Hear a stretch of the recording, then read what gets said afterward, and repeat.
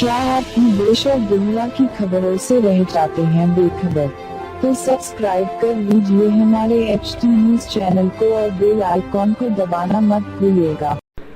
आप तमाम नाज़रीन का HT न्यूज चैनल में खैर मक़दम है। Task force south zone team ने हुक्का पार्लर पर किया छापा। गुज़िश्ता रात एक ज़राए से मिली मुसद्दिक़ा इत्तला पर कार्रवाई करते हुए south zone task force team ने इंजन बौली के इलाके में मौजूदा अर्बन शेषा कैफेटेरिया हुक्का पार्लर पर किया छापा। वहां से 16 मेंबरान की गिरफ्तारी अमल में लाई गई और कई सारे मवाद को कर लिया गया जब्त, जिसमें मुख्तलिफ अक़साम के हुक्का पाउड्स, हुक्का फ्लेवर्स, कोल और दीगर कई सारे मवाद को जब्त कर लिया गया।